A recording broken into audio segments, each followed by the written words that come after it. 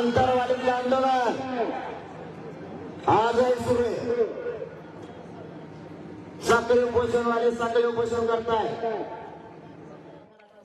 शब्द मोडू नका. मी तुमचा मोडणार नाही. आतापर्यंत नाही मोडला. शेवटचा शब्द सांगतो. शेवटच्या माणसाला आरक्षण मिळाल्याशिवाय आंदोलन बंद होणार नाही. आंतरवालीतलं आंदोलन आजही सुरू आहे. साखळी उपोषणवाले साखळी उपोषण करताय आणि रोज संध्याकाळी महाराज मंडळींचं कीर्तन आहे. महाराज मंडळी पहिल्यांदा वेगळंच भाषण करीत होती कीर्तन. आता सगळं मुंबईच सांगत आहे.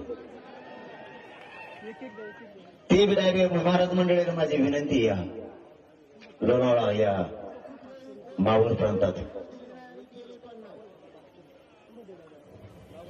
तुम्ही समाज प्रबोधन करताय. या आंदोलनाला आपण प्रचंड ताकद दिलेली याची जाणीव मराठ्यांना. तुम्हाला मधल्या काळात काही त्रास झाला काही महाराज मंडळीला हे सुद्धा आम्हाला माहिती. आम्ही तुमच्या बाजूने बोललो नाही कारण आरक्षण घ्यायचं. तुम्हाला त्रास दिलेला आमच्या पक्का ध्यानात. एकदा आरक्षण मिळू द्या त्यांचा हिशोब आम्ही पुरा करणार.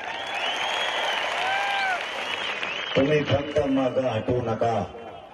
या मराठ्यांच्या लेकराशी पाठीशी महाराष्ट्रातला सगळा मराठा समाज जनजागृतीसाठी पुन्हा सज्ज व्हा आणि यांच्या पाठीशी उभा राहा. तुम्हाला दिलेल्या त्रासाचे सगळ्यांना माहिती. फक्त या आंदोलनात आपल्याला वेगळं वळण लावायचं नव्हतं म्हणून त्यांचं ऐकून घेतलेलं आहे. मी सुद्धा अपमान पचवलेला माझ्यावर झालेला सुद्धा सगळे हिशोब होणार. पण मराठ्यांना एकदा आरक्षण मिळालं.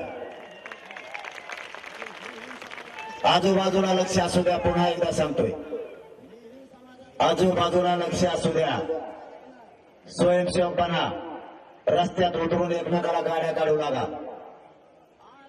कोणाची बंद पडली त्याला मदत करू लागा. 2-3 गाड्या तिथंच थांबत जा. पाठीमागून 10 घंटे लेट आलं तरी चालतंय. सगळे मुंबईकडे जाणार आहे. एकट्याला वाऱ्यावर सोडायचं नाही. एकमेकाला कोणी आलं काही दुखापत झाली तर अँब्युलन्सला रस्ता ताबडतोब देत जा. त्याला गाडीत टाकत जा. ओळखीचा नसला तर त्याच्या सोबत तुम्ही त्याचा घरचा म्हणून जात जा. कोणाला जेवायला नसेल तर आपण शिल्लक घेतला डबा त्याला द्या. कोणाकडे पाणी नसेल तर दोघं एका बाटलीतला अर्धा पे आपण मदत करा. एकमेकाशी सावध भूमिका राहा. आणि सगळ्यात मोठं आपल्या समोरचं चॅलेंज आहे. आपण या ठिकाणावर बसलो. हे ठिकाण आपलं आंदोलन समजा. फक्त हे एवढंच ठिकाण. आपल्या ठिकाणापासून 10 फुटावर किंवा 10 मीटरवर जरी कुठं दगड हल्ला कुठं जाळपोळ झाली ती उद्योगून तुम्ही तुमचं सरकार बघा. माहिती आम्हाला नाही. आमच्या एरियात आम्ही बघतो आणि आपल्या एरियात वळवळ करायला लागला का पेंट्रीलाच धरून खाली बसायचं. जाग्यावर हलवूनच द्यायचा नाही. आणि आपला असला तरी गाडी दोन फेकायचा पोलीस बांधवाचा. सगळी जबाबदारी आपल्याला सांभाळायची आपली. फक्त बाकीच्यांचा आपण काय ठेका नाही घेतला.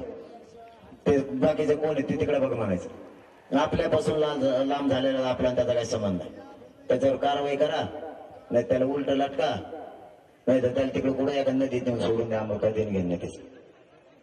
प्रश्न आमचा आमच्या एरियापुरता आहे. जिथं आमचं आंदोलक बसलेले तेवढाच. मग आमचं आंदोलक गाडी पशी बसलेला आहे.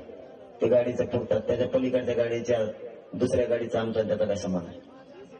इतके जागरूक राहा. कुठं काय वाटलं परत जाऊन पोलिसांना सांगा. पोलीस बांधवांना सांगा की या ठिकाणी असं व्हायला तुम्ही बघा. आपली जबाबदारी संपली.